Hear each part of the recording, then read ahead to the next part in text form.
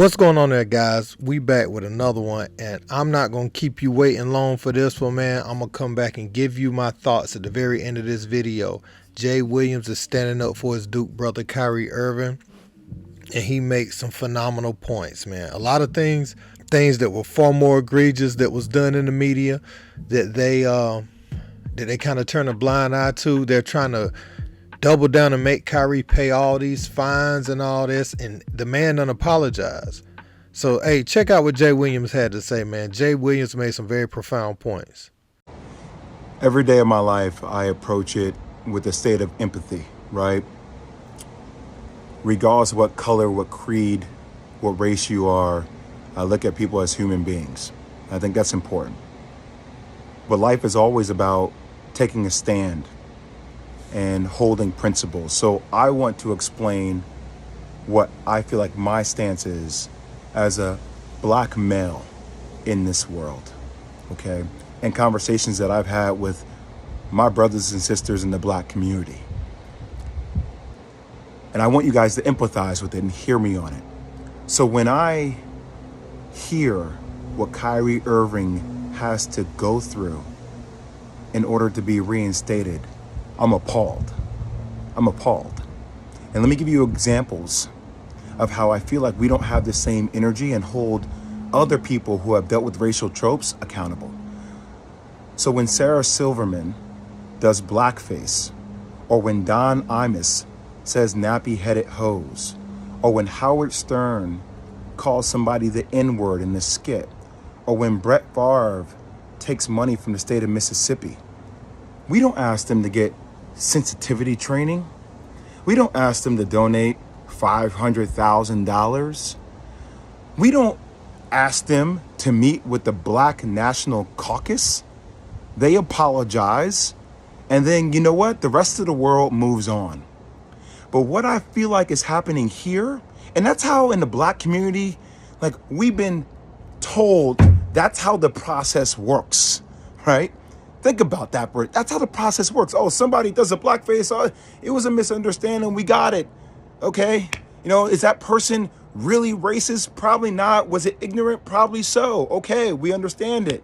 We move forward. We don't like it. We would love to hold them accountable. But society and having a lot of black people in positions of power, we don't have the governability to do that.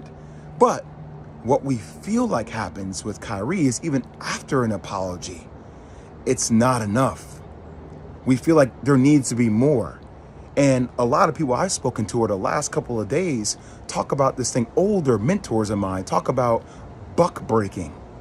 So we talk about tropes. This is something that we feel like in the black community that happened way back in the day, where if there was a slave that was defiant, right, he got broken in front of everybody in order to show that he was not in a position of power. And that at the end of the day, he had to do what he was told to do because that's what was mandated of him. And there's a bigger situation going on. What's happening with Kyrie Irving? If the Nets don't want him to be there, just say you don't want him to be there. But we should hold everybody accountable, even owners of teams accountable, with things that are happening in other countries, i.e. China and Uyghurs and the Muslim genocide that is occurring, that we hear Enes Kanter talk about. But we don't keep the same energy for everybody. We pick and choose what conversational points we want to make more polarizing. And I might lose my job. I might lose deal opportunities in the future for speaking out about even the platforms that continue to promote and profit a movie that is considered anti-Semitic to billions of people. They don't have to be accountable. Who is accountable? But we're going to put everything on the shoulders of Kyrie Irving, who, even though he said, I cannot be anti-Semitic because if I know where I came from, stating that he's one of the 4 lost tribes. He's saying that blacks and Jews come from the same entity, the same thing. But we don't want to understand nuance. We want to be triggered by words, and we like fire, and we like things that are, going viral on social media, and everybody has some kind of hot take, and we're calling people idiots, and we're calling people names because that's what we do. We just destroy each other. I ain't gonna destroy each other, man. I'm not gonna do that. Is Kyrie Irving anti-Semitic? Hell no. Could he have gone about it maybe a different way? That's what I would have advised him to do. But I'm not going to let you guys sit out here and make this dude out to be like he is a villain, like he is a bad person. He is looking to explore his heritage. Now, you can crucify me if you want. I don't give a damn anymore. It's time for people to start speaking out with nuance and speaking out on the principles they stand for. That's all I'll say. And see, Jay Williams brought up something that I'm very upset about in all of this. I mean, yeah, let's talk about Don Imus, Brett Favre, Howard Stern. I mean, you can even talk Rush Limbaugh. All these people have said crazy things, crazy things.